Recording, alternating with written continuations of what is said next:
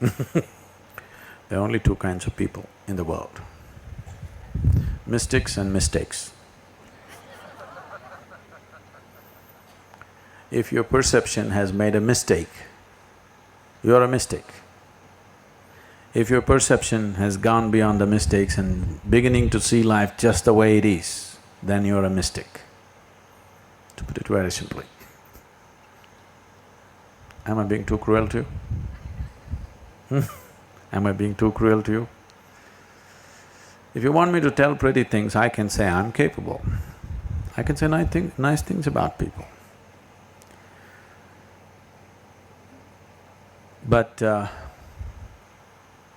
if you want to know, the sooner you knock out all the nonsense in you, the better it is. If you're genuine, wanting to know, then you must knock out all the nonsense today, not tomorrow. If your perception is changing at different times of your life, obviously, what you did yesterday or how you saw life yesterday was a mistake. What you're doing now is the right thing. But suppose this changes tomorrow, this was a mistake, tomorrow is the right thing. Isn't this happening all the time? So there's a whole big mistake about the way we are perceiving life. When it gets corrected, people think you are a mystic.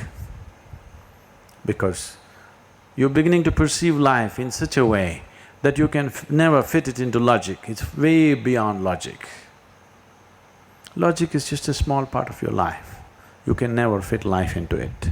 You can fit logic into your life, but never life into logic.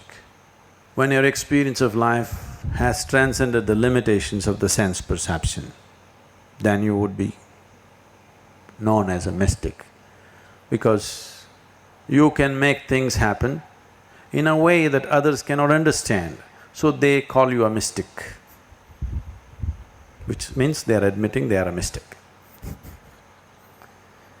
Nothing wrong in being a mystic,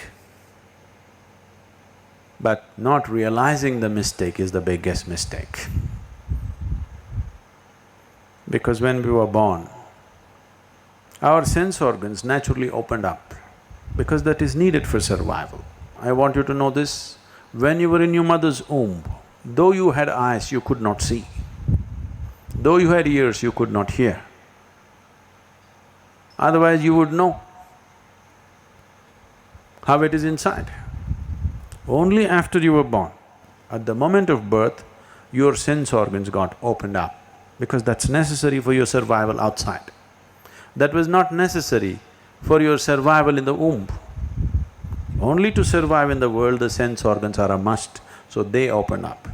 But anything that is beyond survival, if it has to open up, it takes a little bit of striving.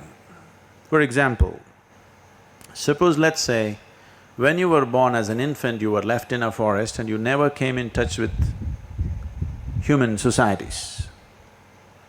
If something edible arrived in front of you, you would take this and stuff it into your ears. Is that so? You would know where to put this, isn't it? But would you know how to read, how to write, how to speak a language? Would you know? No. That took some striving. Today, language is just flowing out of you like this. But I want you to go back, when you were 2-3 years of age, they asked you to write that damn ye or ah. Oh, what a complicated nonsense this was. You wrote it 1,000 times to get it, isn't it so? Yes or no? Just the alphabet A, how many times did you write it before you got it right? Hundreds of times, isn't it? Because of that striving, today it flows like that. So anything that is beyond survival doesn't open up for you unless you strive.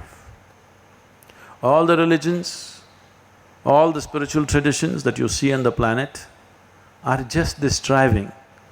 Unfortunately, over a period of time, transmitting it from generation to generation, generation to generation, things get twisted out and end up being just a heap of rituals and belief systems. Otherwise, every one of them started off as human striving to know, human striving to experience, human striving to create well-being for himself. Somewhere it gets twisted out.